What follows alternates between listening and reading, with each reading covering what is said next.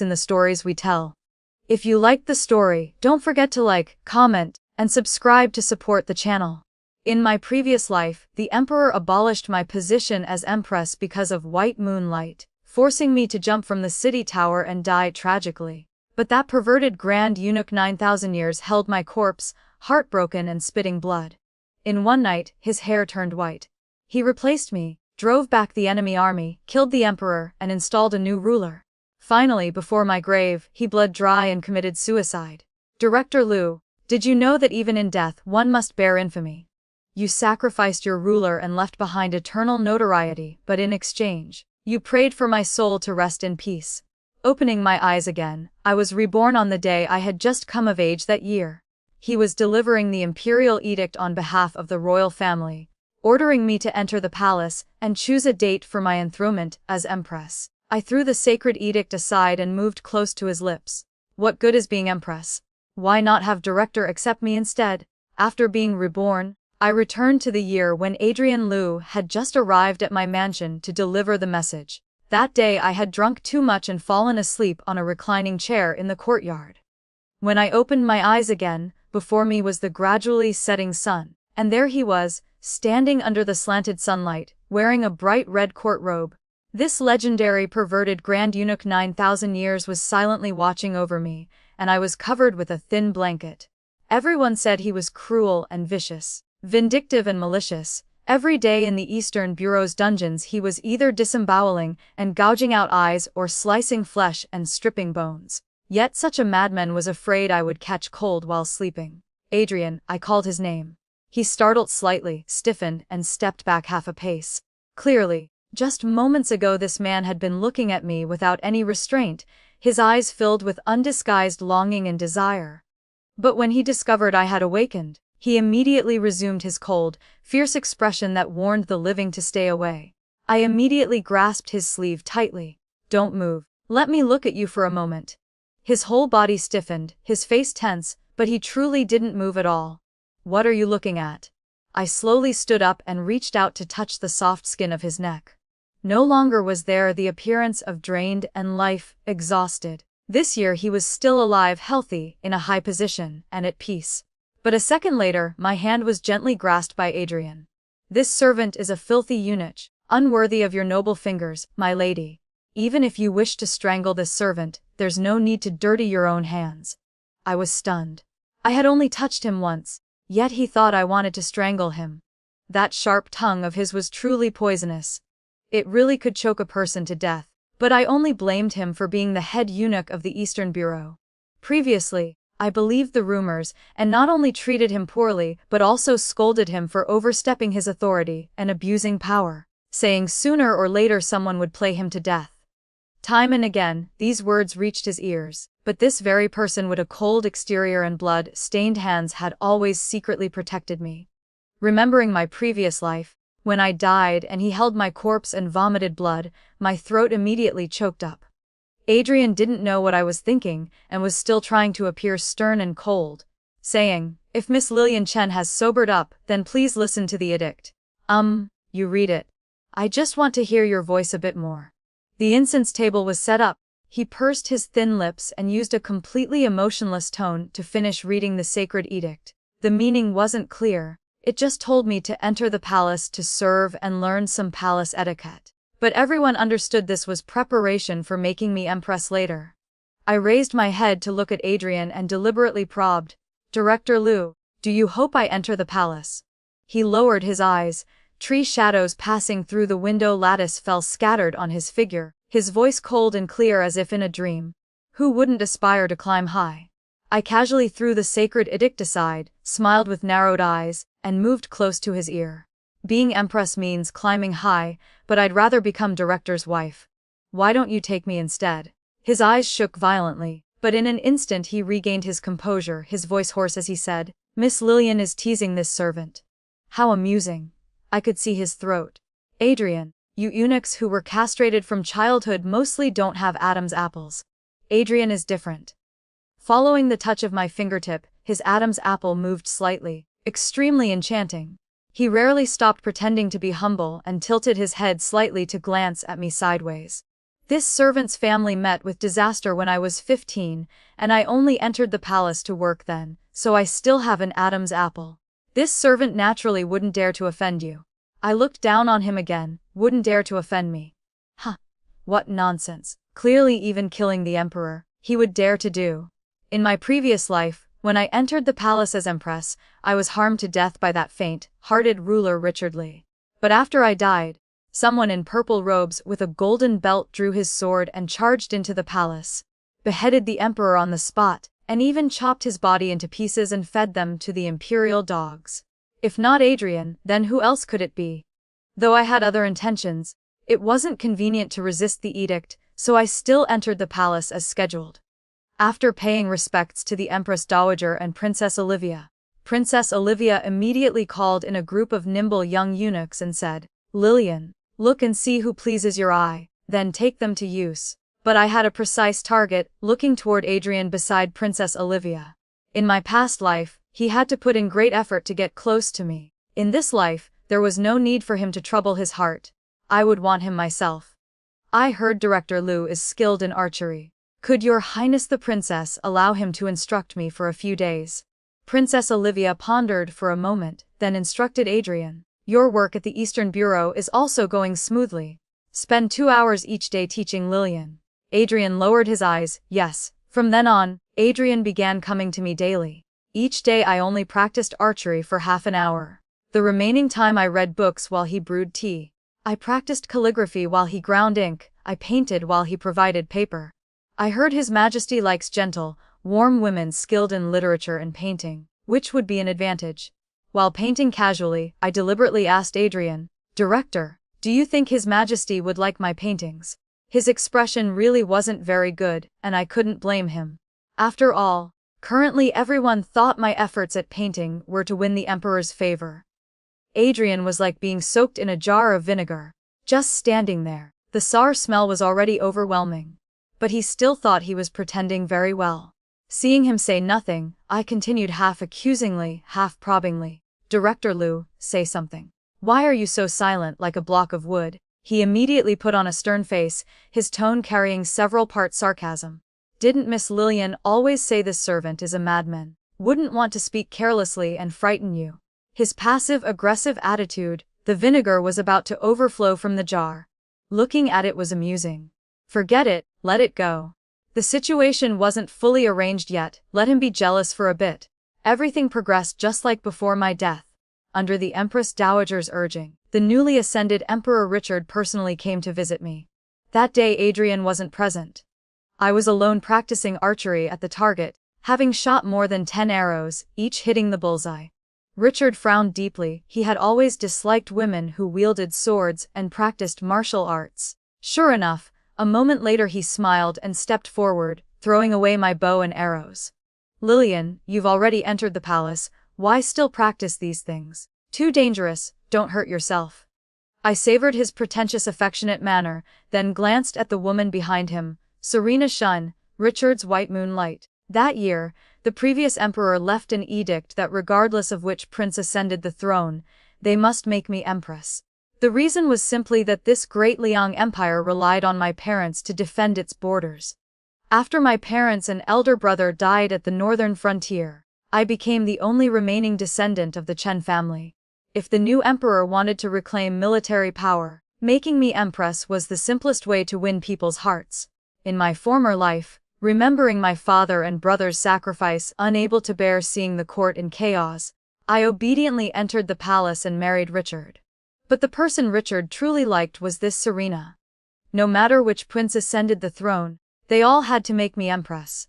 The reason was simply that this great Liang Empire depended on my parents for border defense. After my parents and elder brother perished at the northern frontier, I became the sole remaining descendant of the Chen family. If the new emperor wanted to reclaim military power, making me empress was the simplest way to win people's hearts.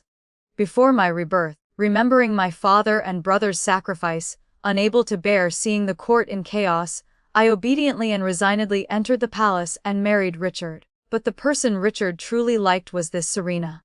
After using me, he immediately made Serena his noble consort to secure military power in his hands. He found all sorts of excuses to oppress my father's old subordinates.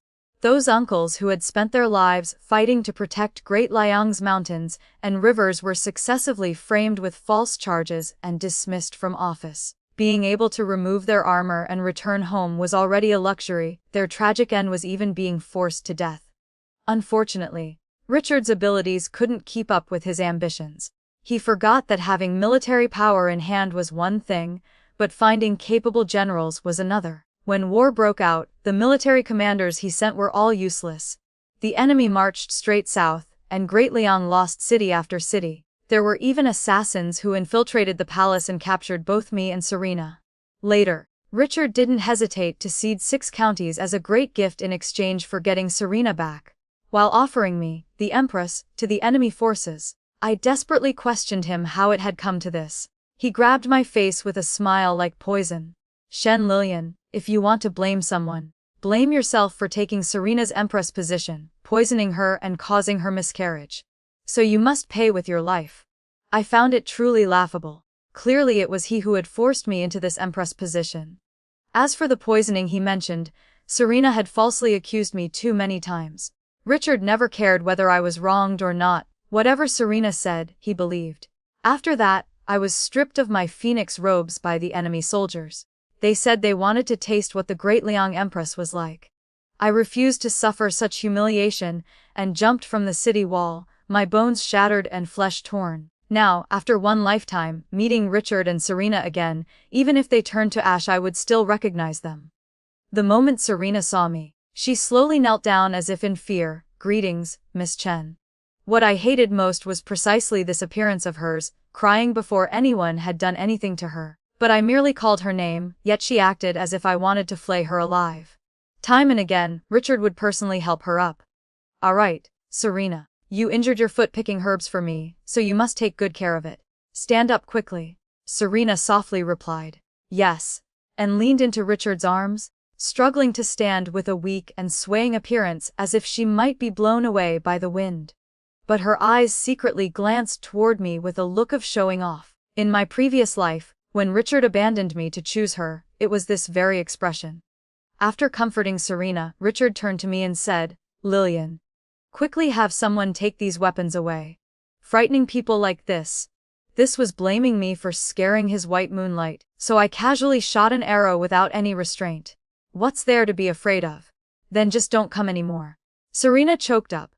Richard frowned but still persistently said to me, Alright, Lilian, let's not talk about these things anymore. The lotus flowers in Clear Lotus Hall have bloomed.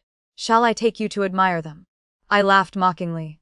What's beautiful about lotus flowers blooming? I only want to see his head bloom, meaning his head bleeding like a blooming flower. This time Richard's face turned completely cold. Serena began to shed tears. Miss Chen's mood isn't good. Are you blaming me for disturbing you and His Majesty? If that's really the case, then it's all my fault. I shouldn't have come to trouble you. She cried until both eyes were red. I put on a confused expression and asked, You already know you shouldn't have come, so why don't you just get lost? Why are you still lingering here? Serena was shocked. After a moment, her face turned deathly pale. She bit her lip with a look of humiliation, bowed to both me and Richard, then turned and left. Serena. Richard anxiously called her name, then glared at me. Shen Lilian. Why are you so unreasonable? I pointed at Serena's retreating figure and laughed sarcastically.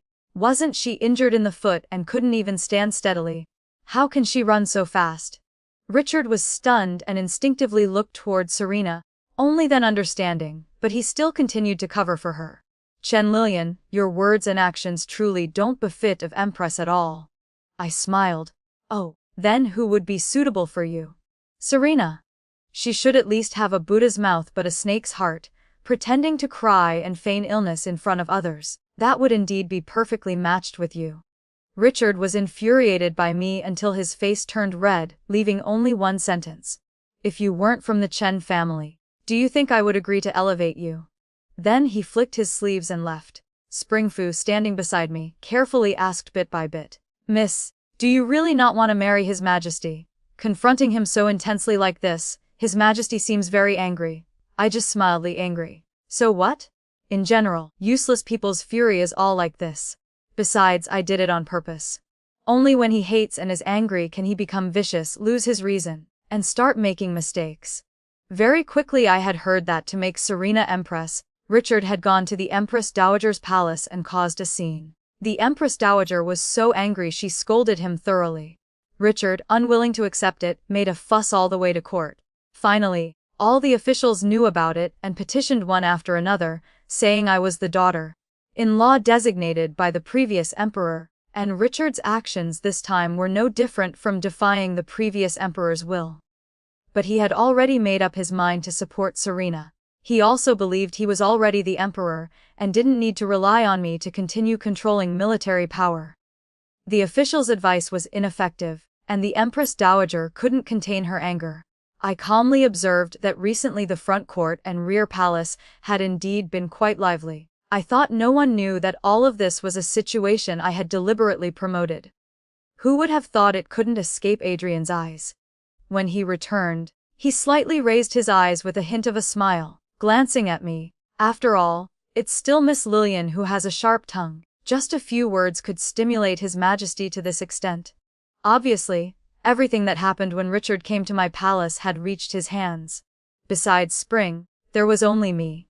Spring certainly couldn't tell outsiders, so there was only one possibility: the attendants beside Richard were also Adrien's people. This cunning fox really deserved to be the head eunuch, with eyes and ears everywhere.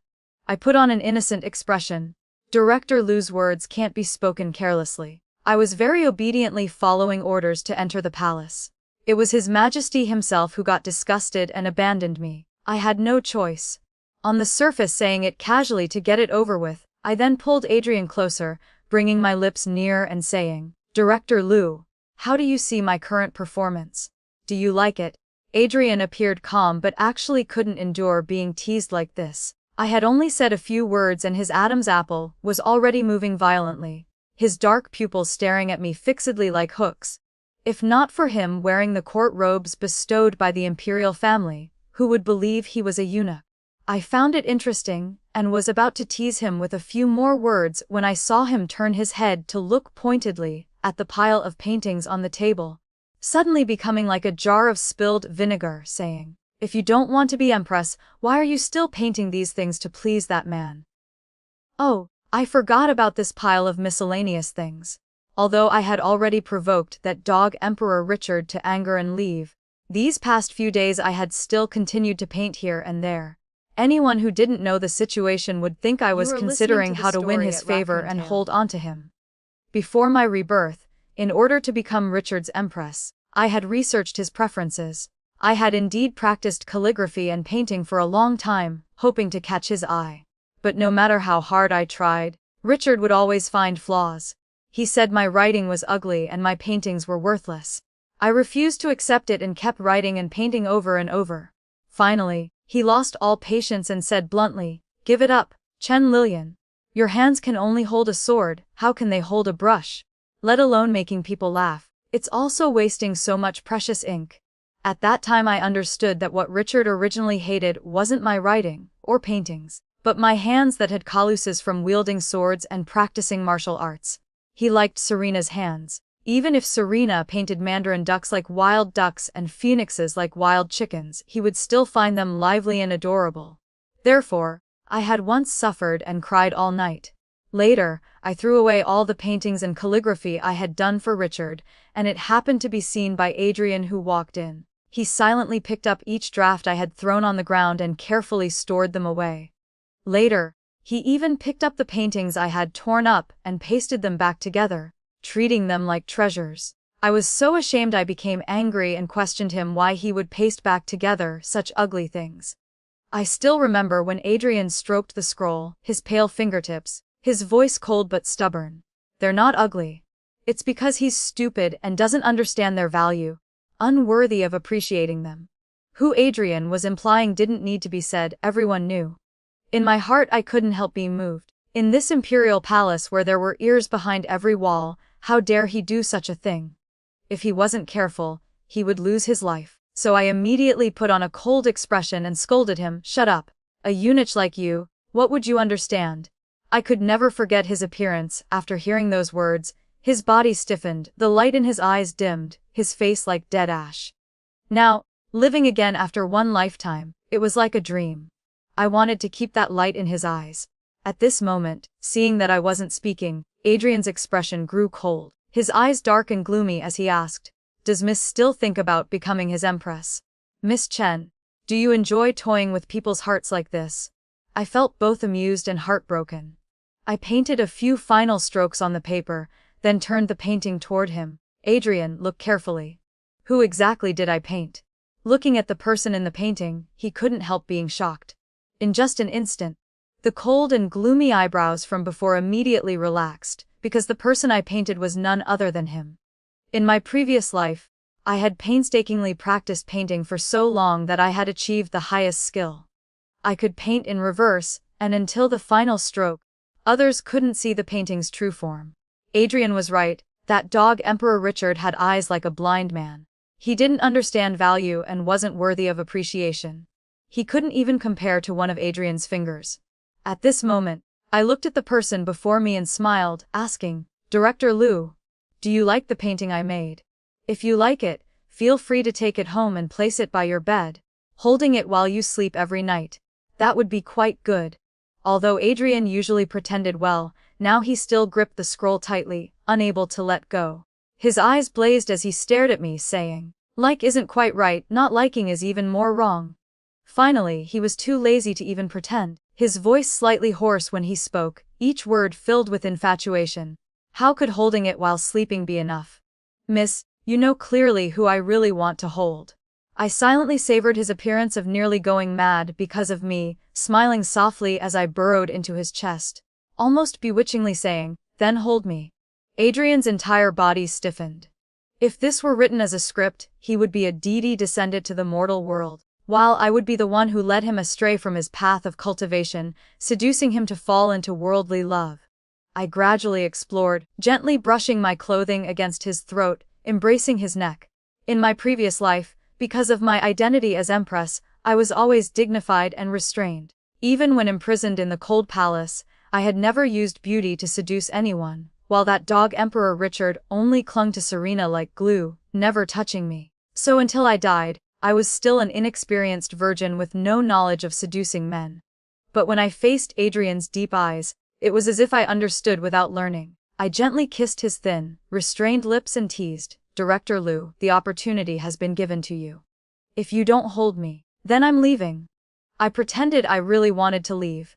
Adrien couldn't help but close his eyes, using force with one hand to pull me back into his chest, not allowing me to go.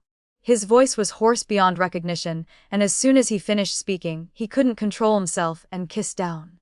The world spun, airtight and seamless, like a young wolf that had just tasted meat and didn't know satisfaction. When my body was nearly soft as water, I couldn't help sighing inwardly. Where did he resemble a eunuch at all? He was clearly passionate and wild. But just at this moment from outside came a high-pitched, sharp voice, "His Majesty arrives." It was Richard coming. He truly was the king of disruption, the destroyer of atmosphere. Hearing Richard's footsteps getting closer, I had no choice but to break away from Adrien's embrace, breathing heavily while adjusting my breathing and straightening my clothes and hair. My movements seemed somewhat flustered.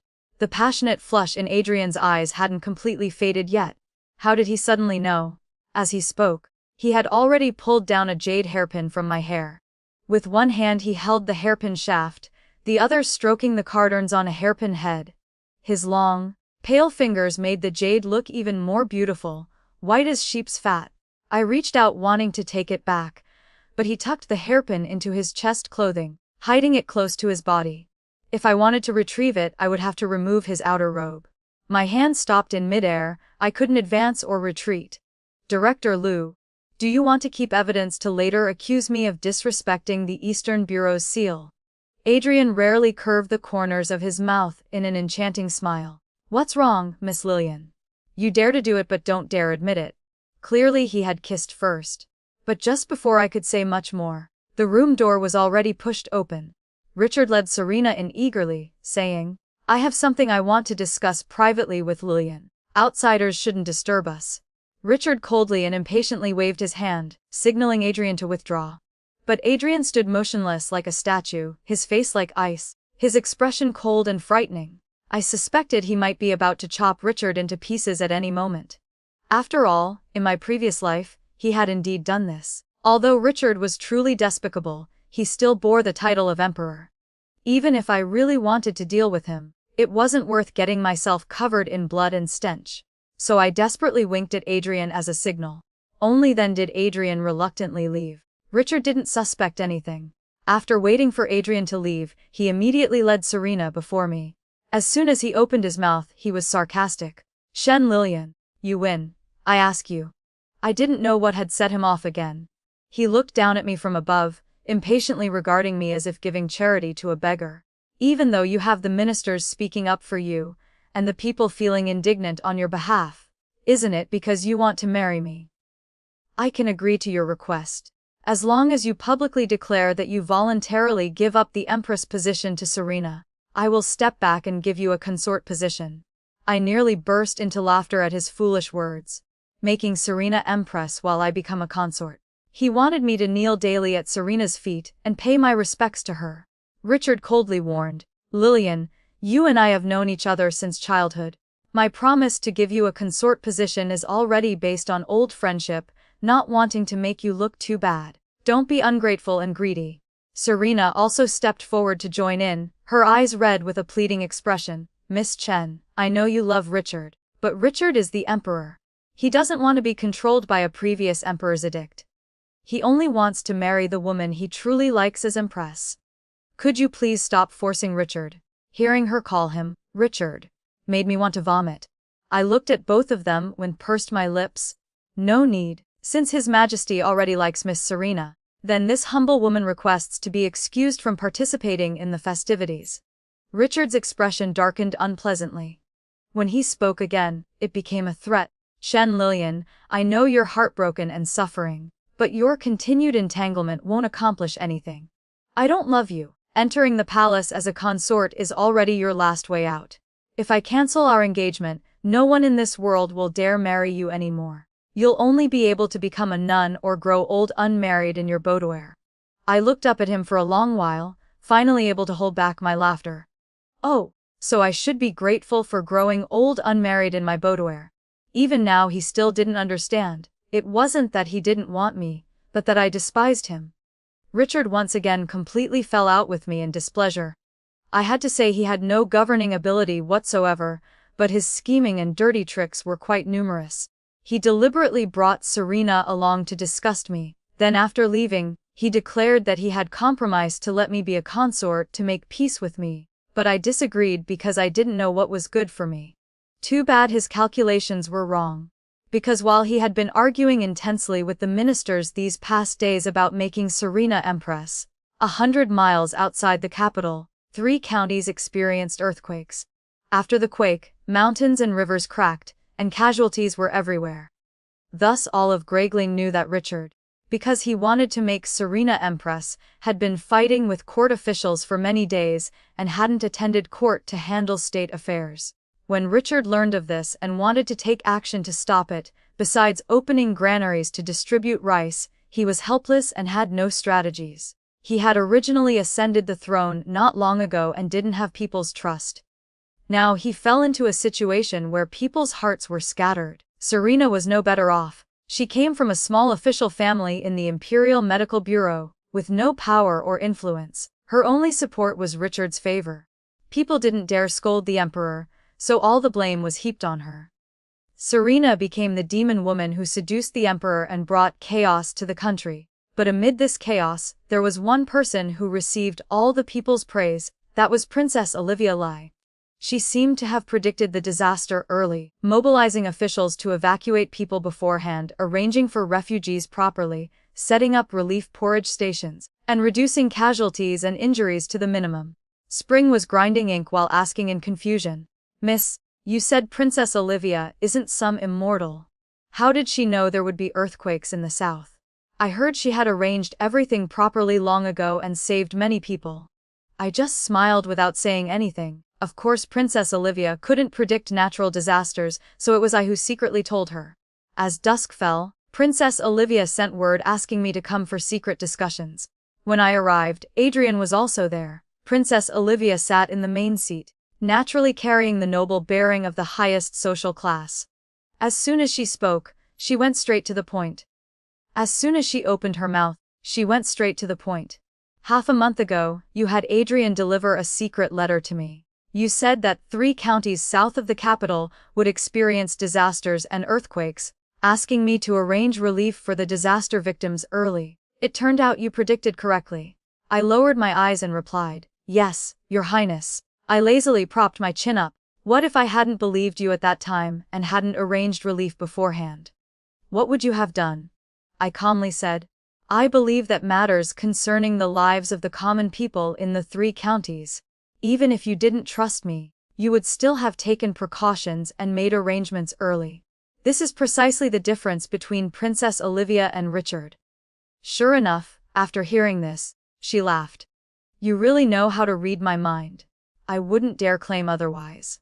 I thought that next she would surely ask me how I knew about the earthquake beforehand. But she didn't pursue the matter further. Her tone was warm, as if reminiscing about old times. "Lillian, you actually don't want to be Empress, do you?" I considered how to answer appropriately. After all, Princess Olivia wasn't as foolish as that Richard. She was skilled in political strategy and well versed in politics. It was just a pity that she was the previous emperor's daughter. No matter how much he loved her, he still passed the throne to Richard. In my previous life, after Richard ascended the throne, he was assassinated once. At the crucial moment, it was precisely Princess Olivia who thought of the greater good and blocked a blade for him. But Richard not only didn't remember her kindness, but took advantage of her recovery period to frantically suppress her influence and force her to hand over power. When the Northern Rong invaded Great Liang, Richard didn't even bother thinking about how to repel the enemy forces. He only wanted to marry Princess Olivia off to the Northern Rong. But by then, the Northern Rong had already captured several cities.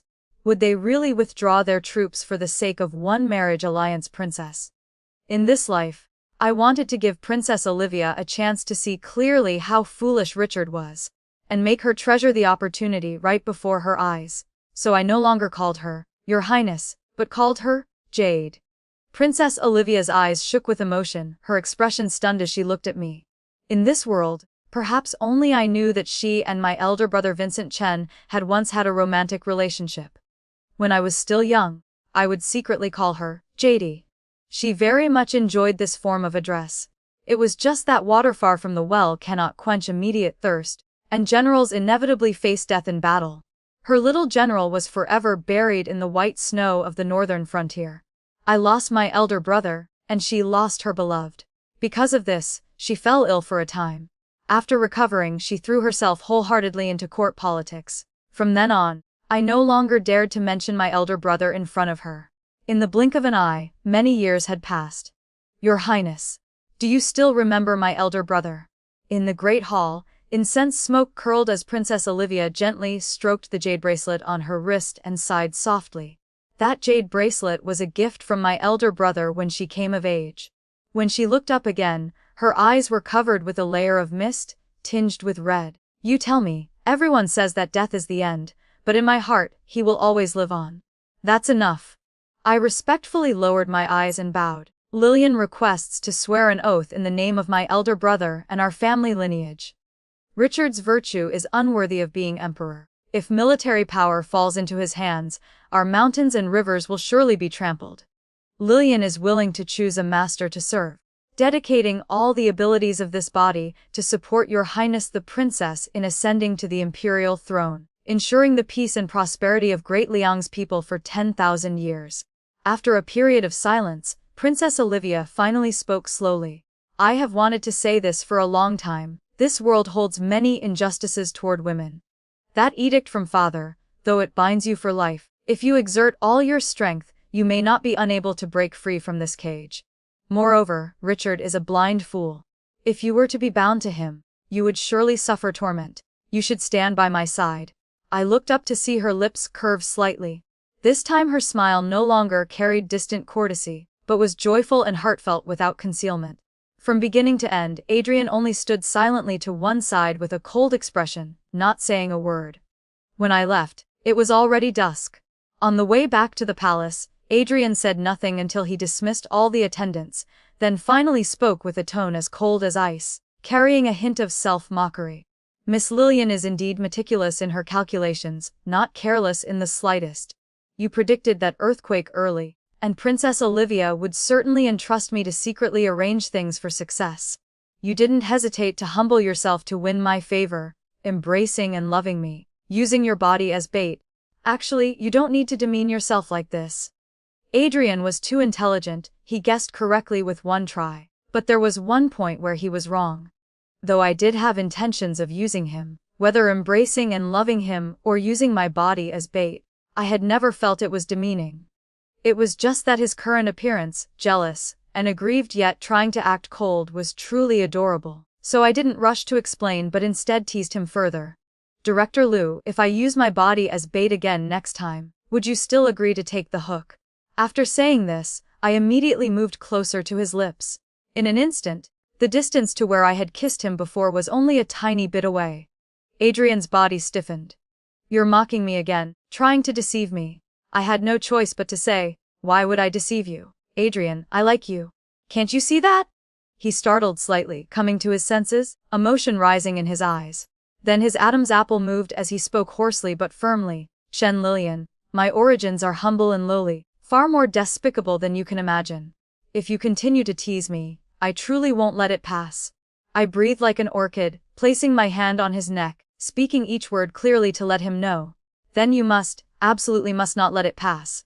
In my previous life, after I died, my soul didn't dissipate but remained in the mortal world, wandering and becoming a lonely ghost. Richard couldn't be bothered to collect my corpse. My body was thrown into a mass grave in the wilderness.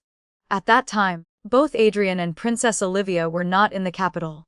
Princess Olivia was personally running everywhere to find reinforcements, while Adrien had infiltrated the Northern Rong to plot the assassination of 3 Northern Rong princes, throwing the Northern Rong royal family into chaos. This gave Great Lying the opportunity to turn defeat into victory. It was just that with the long mountain roads and chaos in the capital, communication was cut off. Only much later did Adrien learn of my death. His eyes red with fury, he stormed into the enemy camp, captured the enemy general as prisoner, and tortured him to extract the location of my corpse. By then, my flesh was rotted and bones scattered, a horrific sight. Adrien had always been clear-headed and in control before his subordinates, never losing his composure. But that day, holding my corpse, his eyes bloodshot with infinite pain, he vomited blood. His blood stained my remains. From that moment, I could hear his inner voice. I had never thought that this perpetually cold man who called me, Your Imperial Majesty, had hidden me so deep in his heart. In his mind again and again. Forgive me, I arrived too late. Wait for me to avenge you, then I'll kill myself to find you. Will you still beat and scold me then? His inner voice was infinitely gentle but also full of sorrow. Afterward, he personally chose an excellent Shui location for my tomb. Some advised him, Grand Secretary, Her Imperial Majesty should be buried in the Imperial Mausoleum. Outwardly he said, the Chen family has been despised and abandoned by His Majesty, no longer worthy of entering the Imperial Mausoleum. But in his heart he thought, Lillian, I don't want you to be buried together with that man. He would defile your path of reincarnation. You wait for me, I'll quickly kill that person so he can also taste the pain of having his bones shattered and flesh torn, being gnawed by wild beasts. After burying me, Adrien immediately fell ill. During those years at the Eastern Bureau, everyone said he was cruel and cunning, but no one knew that as the loyal confidant of the imperial family, the work he had to do was always life-threatening. The imperial physician said old wounds accumulated new ones, and excessive grief damaged his body, leading to blood vomiting and heart disease. He rapidly weakened to the point where it was visible to the naked eye. When he had high fevers and fell unconscious, he would only mumble my name. Lillian. Lillian. Lillian. I couldn't understand how his feelings for me had reached such a degree. Until once, while he was taking a medicinal bath, I saw with my own eyes when he removed his outer robe, revealing a small dagger hidden in his undergarment.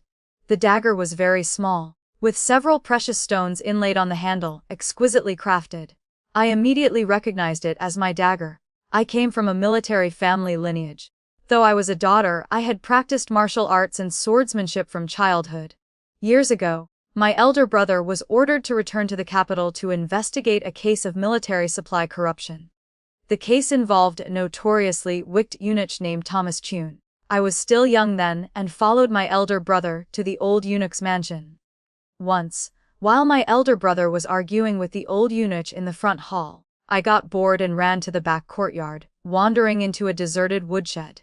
Inside the woodshed was a young man lying covered in blood. He looked about 3 or 4 years older than me, thin and frail, covered in wounds. Only his face was relatively unharmed, but it was so dirty it was almost unrecognizable. Everyone said that old Grand Eunuch Thomas had physical defects and perverted preferences, often collecting fair and beautiful young men to keep in his mansion, tormenting them day and night. Looking at the young man's eyes, I vaguely guessed he probably refused to submit and ended up in this state. "Are you all right?" He just looked at me once, then shamefully turned his head away. In that moment, his eyes were desolate, as if he had lost all will to live. Thanks to my military family upbringing, like my parents, I always carried wound medicine with me. Seeing his pitiful state, I applied medicine to his wounds. I also took out the peach cakes I had just bought from Eternal Prosperity Lane to share with him. He didn't move at all, looking as if he was silently waiting for death, so I squatted down and personally brought them to his lips. "These are peach cakes from the Chen family in Eternal Prosperity Lane. I bought them but couldn't bear to eat them, always keeping them close to my heart. If you don't eat them, it'll be such a waste. Oh, I've been holding them out for you until my arm is tired. Please give me some face and eat just one bite, okay?" He stared at me in amazement for a long time, finally listening and taking a bite. At that time I thought he must be someone with a soft heart. Clearly he no longer wanted to live. Yet he couldn't bear to see my efforts go to waste. So I continued chattering and persuading him. He listened silently. Fortunately, after the first bite came the second. Finally, despite being covered in blood from serious injuries, he struggled to eat those sweet cakes. Seeing him so miserable, I told him, "Today I can only give you some medicine and food. I can't rescue you from here. But in a few days, my elder brother will surely send that perverted old Thomas Chun to prison. You must endure a little longer, and it will pass." Finally, he opened his mouth and said, softly. When I was about to leave, afraid he might be bullied to death, I gave him all the silver I had on me, and even gave him a dagger. "This dagger is for you. If that perverted old man humiliates you again, you can use it to defend yourself when necessary. After you get out of here, if you're in difficulty, you can have someone send word or come directly to the general's mansion to find me. My name is Chen Lilian, remember that." He gripped the dagger handle tightly and said softly, "I remember." Later, my elder brother kept his word. Within a few days he had sent several corrupt officials to prison, including that old Grand Eunuch Thomas Chun. After finishing all necessary business, my elder brother returned to the northern frontier, leaving only me in the capital. I went to the Qin mansion once more to try to find that young man. Unfortunately, the servants had all taken advantage of the chaos to flee, leaving behind a scene of disorder. Taking my dagger with him, he had disappeared from the world. A few months later, news of my father and elder brother's death in battle arrived. In one night, I fell from the clouds to the ground, becoming an orphaned girl of the Chen family. The court opened a new round of power struggles. It wasn't until I heard there was someone named Adrien who, relying on cruel methods and outstanding abilities, caught Princess Olivia's eye, and was vigorously promoted by her into the Eastern Bureau, becoming the youngest Grand Secretary in history. I also remembered that year when he carried himself with noble bearing. With a bright red robe, riding a large horse through the streets, passers-by talked excitedly. "Have you seen him? That's the newly appointed King of Hell of the Eastern Bureau, Adrien. I heard that old eunuch Thomas Chun almost escaped before, but at the crucial moment, it was he who captured Thomas Chun and even slashed the old man twice. More than that, I also heard those 2 cuts weren't fatal. He deliberately wanted to let that old eunuch bleed to death slowly. Tesk's person is truly ruthless. What's more, having entered the Eastern Bureau and become the head eunuch, he could do whatever he pleased." At that time, Adrien passed through the noisy crowd and saw me. His eyes were gentle and warm. The moment he caught my gaze, he was slightly stunned, his thin lips moving slightly as if saying something. Unfortunately, the street was too noisy and I couldn't hear anything clearly. Later, he was in charge of the Eastern Bureau with cruel methods, killing countless people. Similar rumors about him spread everywhere, so I was gradually influenced like everyone else, thinking he was vicious in power, hungry. I even mocked him at a flower, viewing banquet without any restraint, saying he did many immoral things and should be careful not to die peacefully later. But unexpectedly, he happened to be passing by, and every word I said fell into his hands without exception. He didn't refute at all, just stood alone in the shadows looking at me, his face pale and eyes reddened. Years passed, and remembering that encounter on the street that year, I belatedly recognized the shape his mouth made when he spoke to me across the crowd. "Shen Lilian, wait for me." I only blame myself for being blind and clumsy, not recognizing an old acquaintance. I thought that was our first meeting, not knowing that with me, it was like stepping on a knife blade that drew fresh blood as he walked step by step toward me. Meeting me again, he didn't expect to be bound by an imperial edict to marry Richard. From then on, for many years I was confined in the deep palace while he was tied to the Eastern Bureau. He was cold and distant, only pretending to submit, lowering his eyes to call me, "Your Imperial Majesty," never able to call me Lilian again. After recognizing Adrien's identity, I could understand many things I hadn't comprehended while alive. For example, when alive, Adrien would often bring me various items: ice in summer, charcoal in winter, plum wine in autumn, peach cakes in spring. Each item seemed ordinary, but in this forbidden palace, it wasn't easy to obtain. Most servants flattered superiors and trampled on inferiors. Ice in summer or charcoal in winter would naturally be sent first to the favored concubines. By the time it reached the abandoned empress like me, there wasn't much left. Adrien seemed to always know what I lacked. Even the peach cakes and plum wine were bought from Eternal Prosperity Lane, flavors I had always cherished. I once couldn't help asking, "Director Liu, with your power reaching the heavens, why do you bother spending energy paying attention to a fallen empress like me?" He coldly replied, "This director is only following Princess Olivia's assignment to look after your Imperial Majesty when you're in need." I believed his lies, so I was foolish enough to seek out Princess Olivia to express gratitude. That time Adrien happened to be present too. After I finished expressing thanks, Princess Olivia's eyes went from confused to gradually clear, finally glancing lightly at Adrien before smiling and accepting my words. But after I died and became a wandering spirit following beside him, hearing his obsessive inner voice during his illness, I finally understood. It turned out those things had nothing to do with Princess Olivia at all. Princess Olivia didn't expose the truth simply to save face for him. Everything was done by Adrien.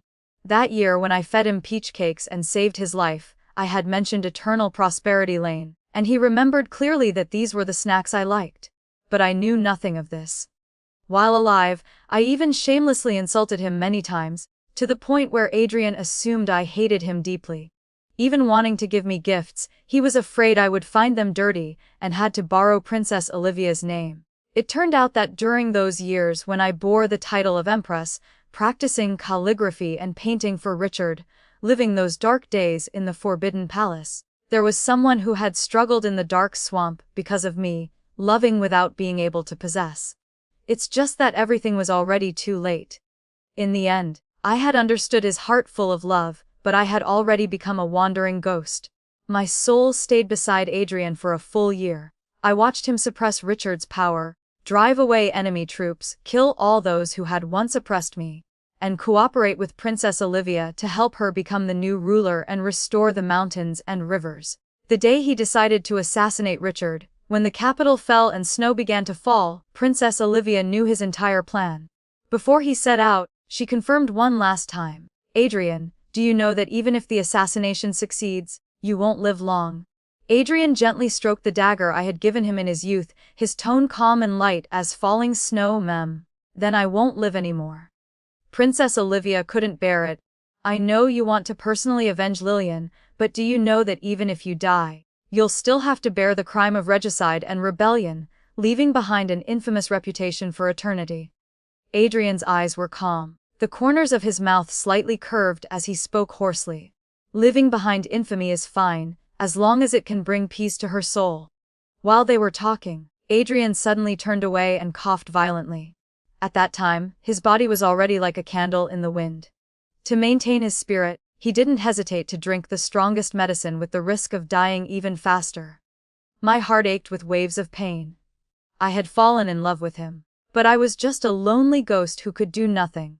I could only watch helplessly as he transformed from a handsome young man with outstanding bearing into a sickly person curled up and hunched over, coughing constantly with his back bent. On the day of regicide, he became like the Grim Reaper himself. He drew his sword and charged into the palace, chopping off that dog Emperor Richard's head, then hacking the bloody corpse into many pieces. With each strike, his face showed no emotion whatsoever. Fresh blood splattered, staining his robes and dyeing his pale face red, giving him a ghostly beauty. After the killing, he fed Richard's remaining skeleton to the imperial dogs.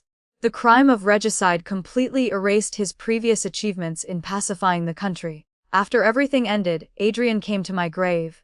He dragged his body with only a breath of life left, leaning against my tombstone. His withered fingers stroked the dagger I had given him. Finally, he used it to cut his own throat. Blood gushed out and drained away. His sorrowful eyes reflected patches of bright red. "Chen Lilian, I know you hate me, but I still want to go with you." His voice was thick and no longer smooth, yet carried all the tenderness of his entire life. He died by suicide.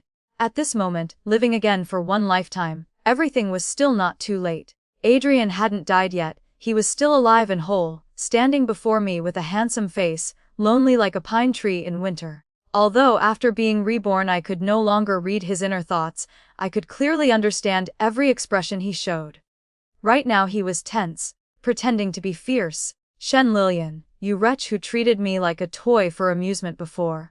I've already cut you 20 times for that, so you'd better run away while you still can." Every word was meant to frighten me, but I wasn't afraid at all. I even moved closer, hooking my arm around his and resting my head on his shoulder. "Adrien, don't underestimate me." "What toy? I've long said I want to become Adrien's wife." Adrien's breathing suddenly became chaotic, his heart pounding in his chest, but his tone still maintained a mocking, probing quality. "Miss Lilian, with your noble birth, do you truly want to follow a eunuch like me?" I smiled faintly, looking up at him. In my previous life, while I was still a wandering spirit, I had followed Adrien for a whole year. Though he couldn't see me, I was by his side every day.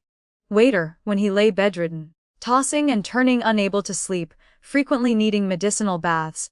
I'm somewhat embarrassed to say this, at that time I shamelessly saw him from head to toe. A eunuch who wasn't actually castrated at all. He insisted on hiding everything, concealing his feelings. He just wanted to hear me say sweet words to him more than anything.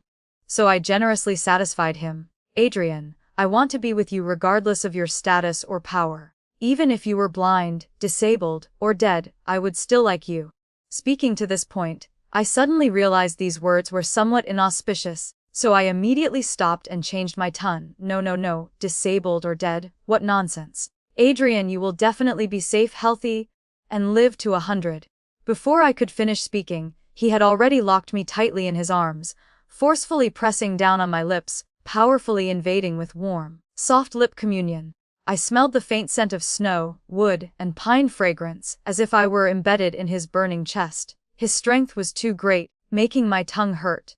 I bit hard into his waist, and before my anger subsided, I bit him again.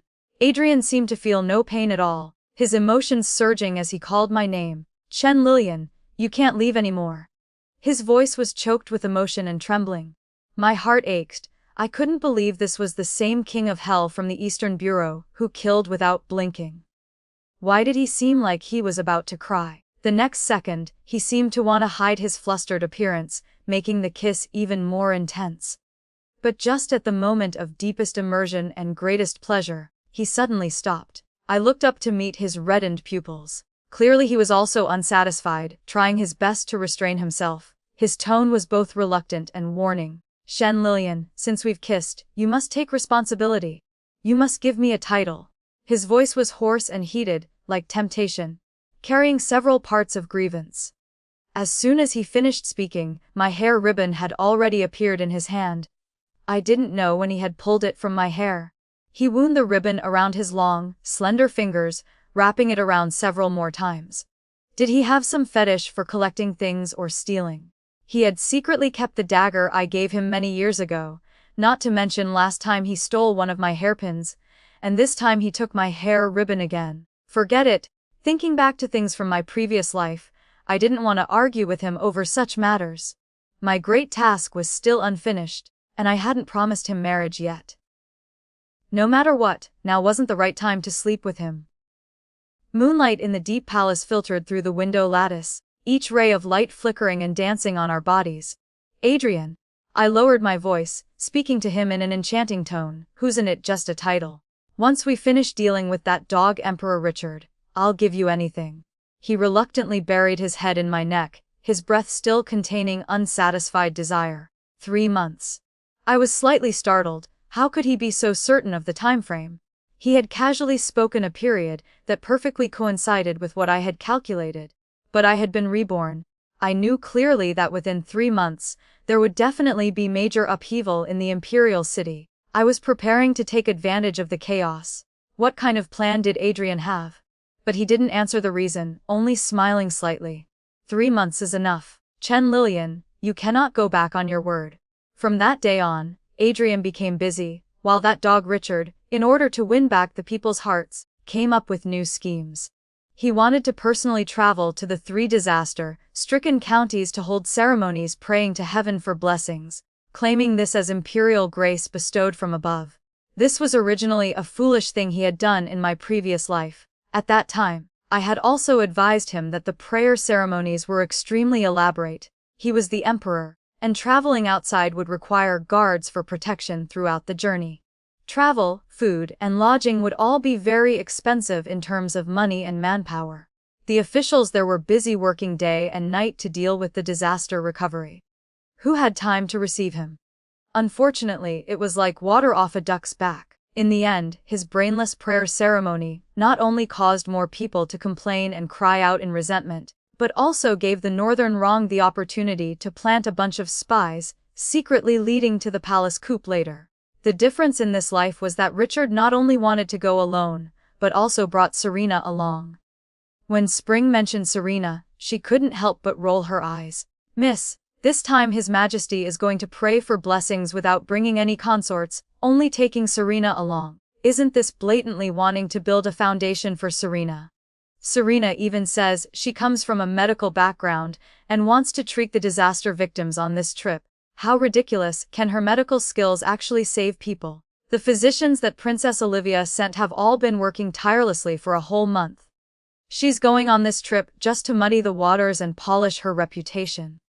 I laughed coldly. So that's it.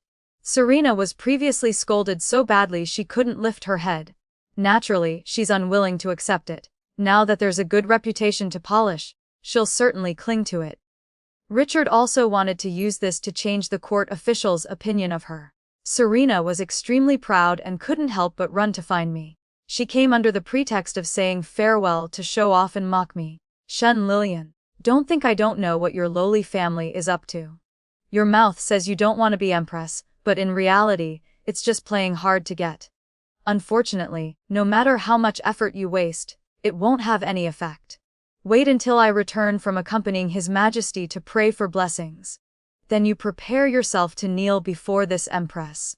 When Richard wasn't around, she didn't even bother pretending to be weak anymore. But when footsteps could be heard approaching from afar, in an instant Serena changed her expression again. She first revealed a malicious smile, then suddenly fell backward. She lay on the ground looking confused, tears streaming down as she said, "Miss Chen, why did you want to push me? I sincerely wanted to come apologize and say farewell. I really don't know why you hate me so much. I'm accompanying the holy carriage simply because I want to treat and save people. If you injure me, how do you view those disaster victims who are suffering from wounds and illness?" Looking at her performance, I immediately knew Richard was coming.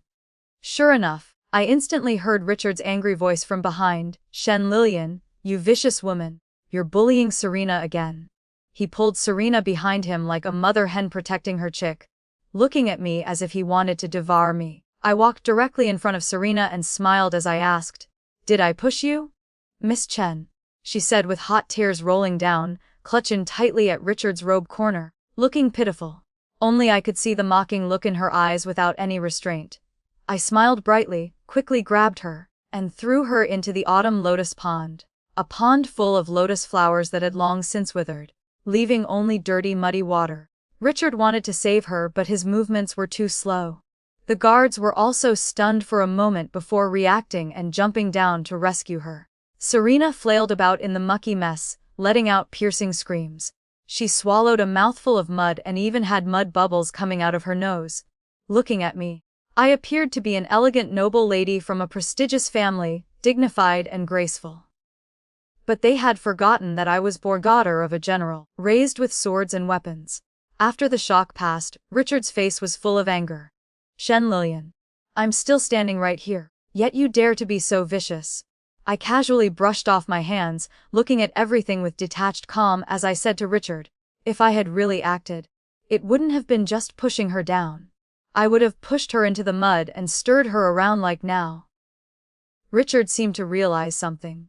He looked at me with complex eyes. Xianxia, how have you changed so much? I laughed once, not bothering to pay him any more attention, and turned to leave. He called out unwillingly from behind, Xianxia. I didn't stop walking at all. He stood there stunned. It wasn't that I had changed, it was that he had never understood me.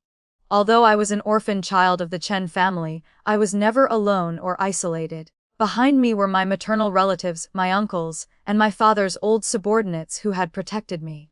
I had supporting court officials, the Empress Dowager's approval, Princess Olivia backing me, and I also had Adrien. After being reborn, my stubborn nature had shown results in 2 months.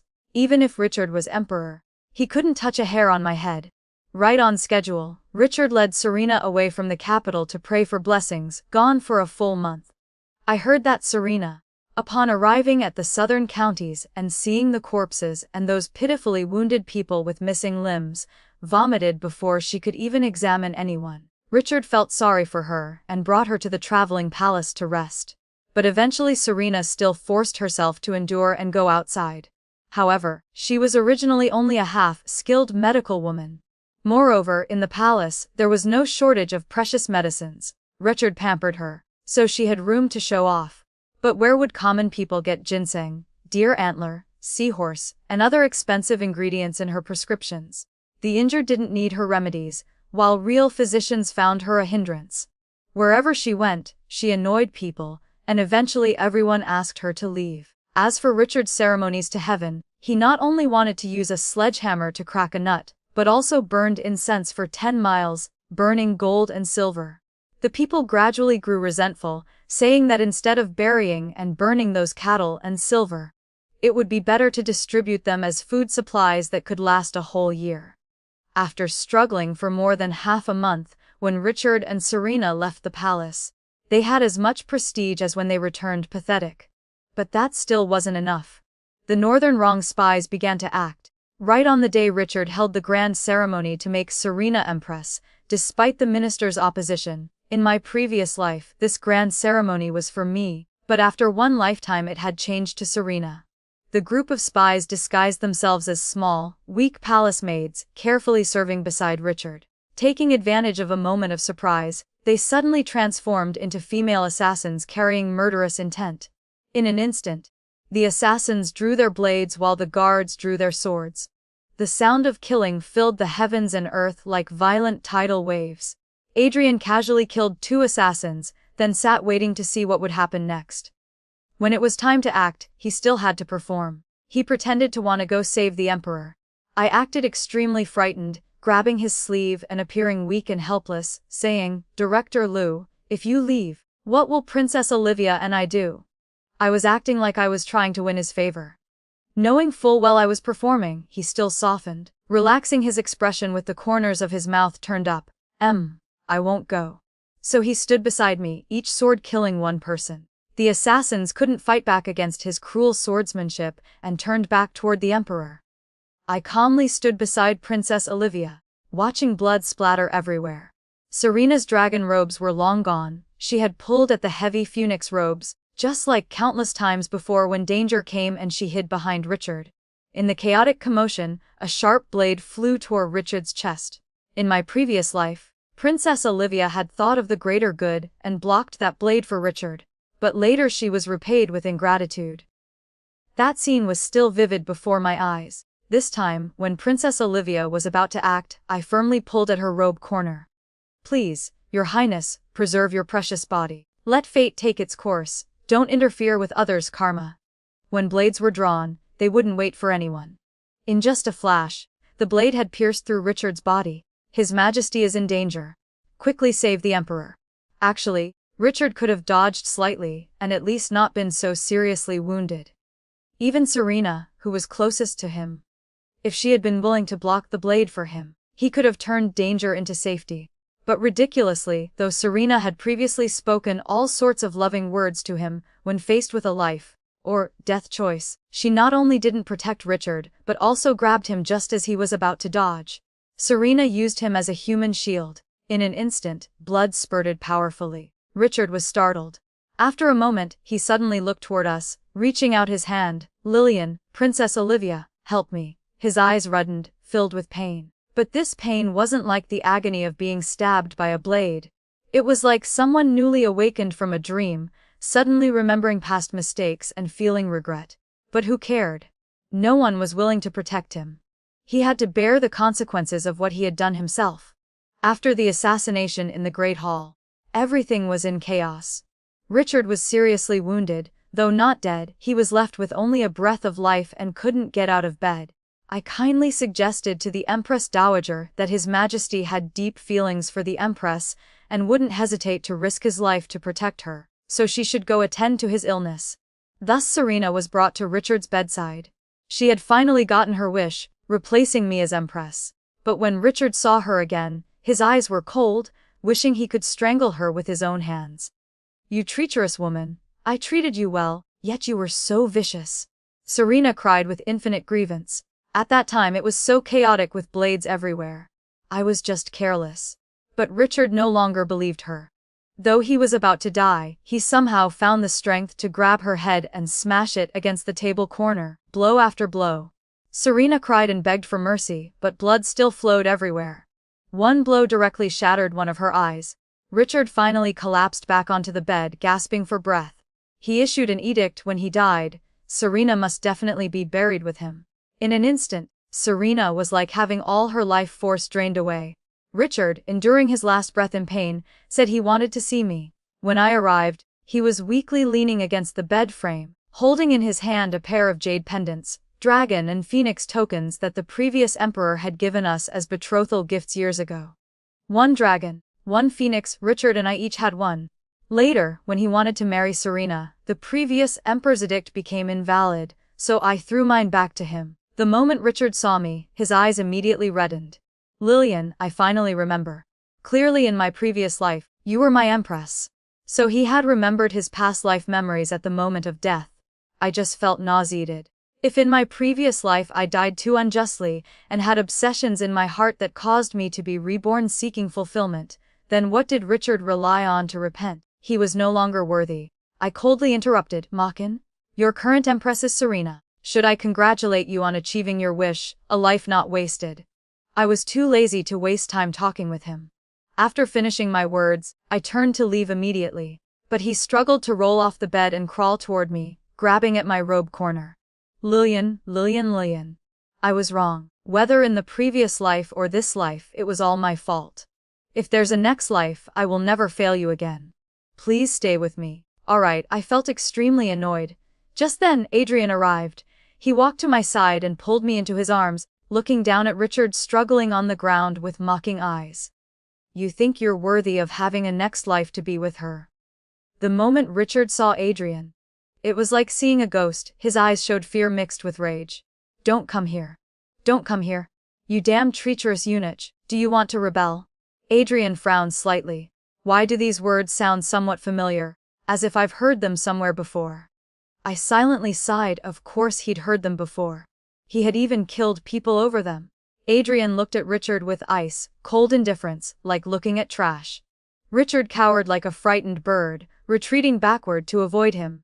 I found it tedious and lazily hooked my little finger around Adrien's. "Let's go. That palace and that person have nothing worth looking at." Winter began to set in. Princess Olivia began attending court as regent. Richard could only resist for less than 10 days before dying. Serena was also dragged away to die together with him. Fresh corpses in stone coffins. I remembered the imperial physician had said before that Richard could actually have prolonged his remaining breath for about half a year. Now he died rather quickly. I looked at Adrien silently standing under the eaves, seemingly casually admiring the snow.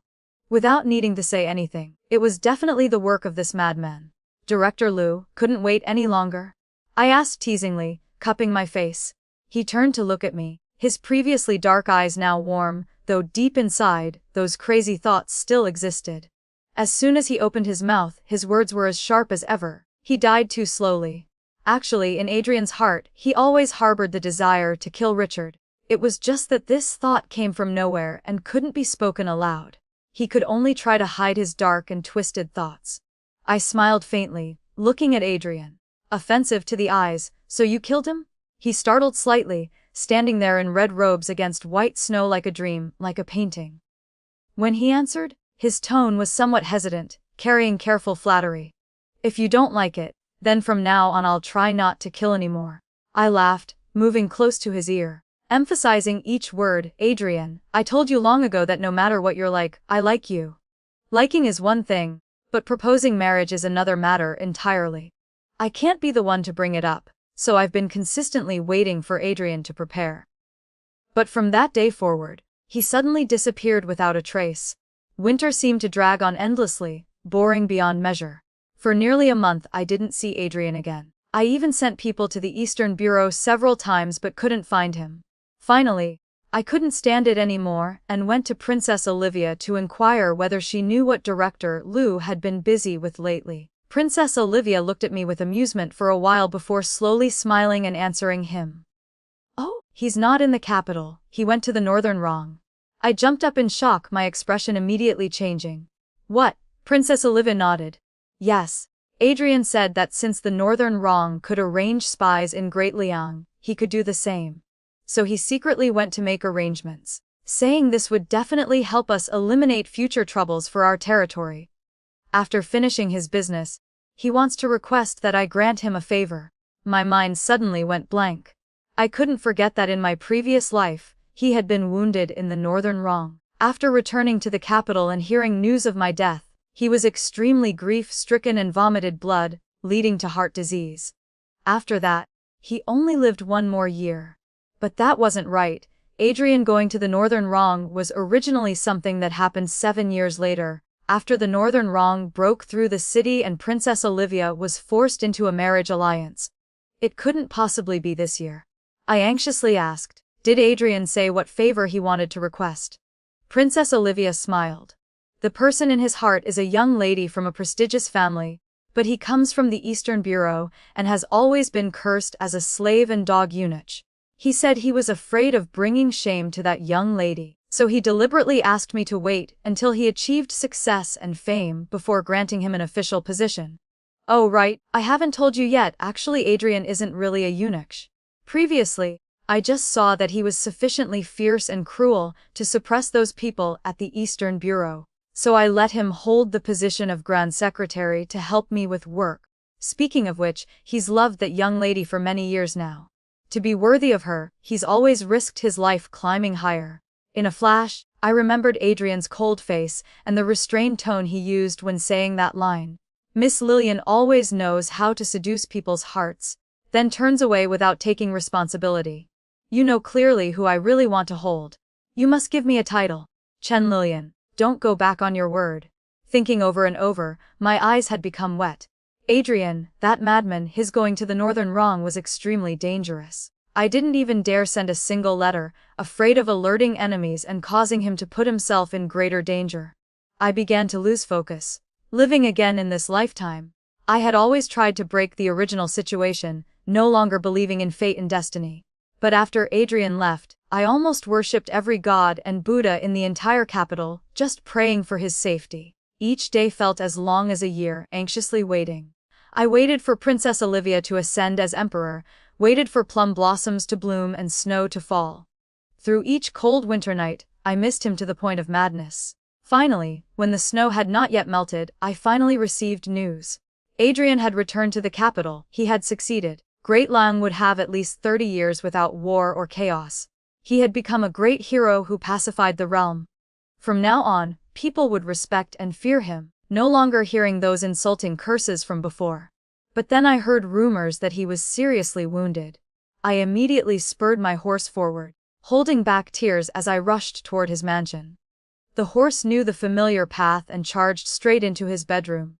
Though this was supposedly my first time visiting his residence, in my previous life I had spent a full year here beside him as a wandering spirit, so I was more familiar with every blade of grass and flower here than anyone.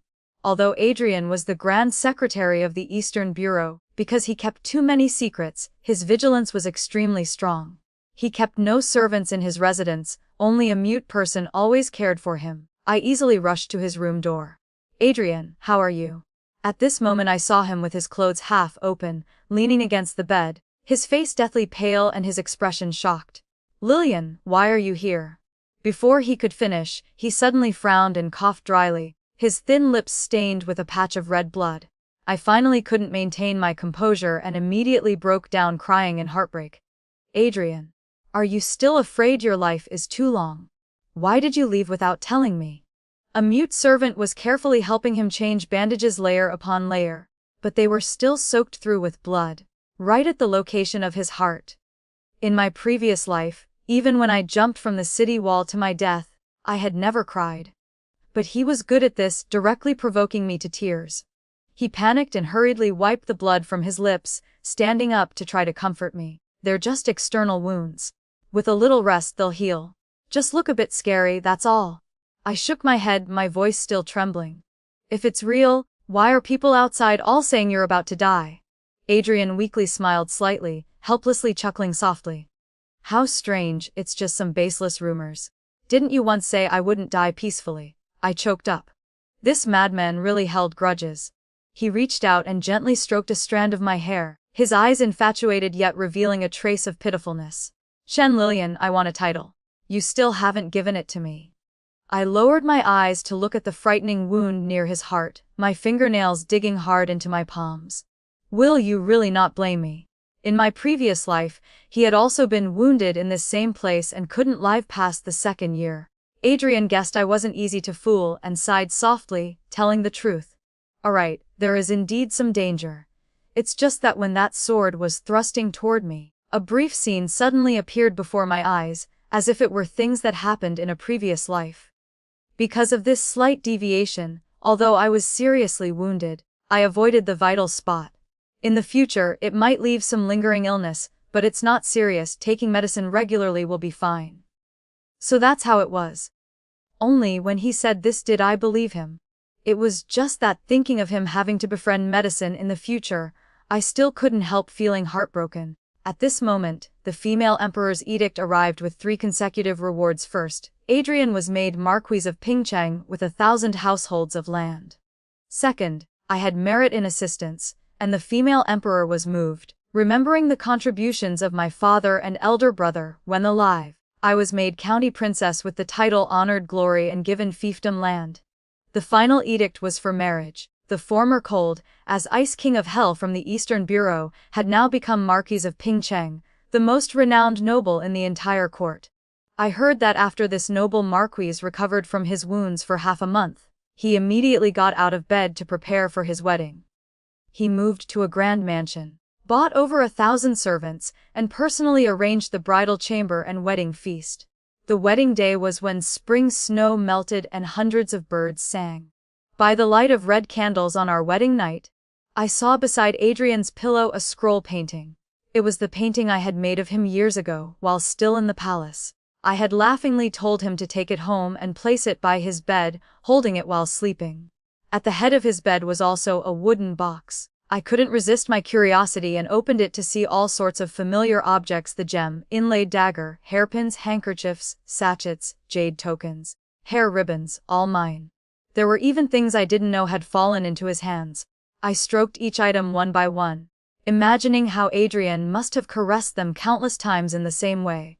When he entered wearing his wedding robes, my heart pounded like war drums. After drinking the ceremonial wine, he slowly removed layer upon layer of wedding attire with me, and we embraced each other. I bit his wrist, my breath like orchids as I teased and provoked him. Adrien, did you really hold this painting while sleeping before? He curved his lips in a gentle smile, softly lifting my waist while using silk ribbons to bind me, round after round, then binding my hands and his together. His voice was hoarse, the corners of his eyes flushed with desire. Lillian, call me husband. The moon was rising, spring flowers bloomed richly, the emotions of past and present lives finally became one on this pillow, everything transforming into one tender call. Husband. True love transcends circumstances and social status. Lillian and Adrien's story demonstrates that authentic connection isn't built on titles or power, but on understanding, sacrifice, and seeing someone's true worth beneath surface appearances. Adrien's devotion remained constant whether he was a despised eunuch or honored marquis, while Lillian learned to recognize genuine love over hollow prestige. Second chances in life, whether literal or metaphorical, allow us to make wiser choices, prioritize what truly matters, and break free from toxic patterns that once confined us. The story ends here for now. If it touched your heart or left you thinking, I'd love to hear your thoughts in the comments. Please like, subscribe, and share Raccoon Tale to help more stories come to life. See you in the next tale.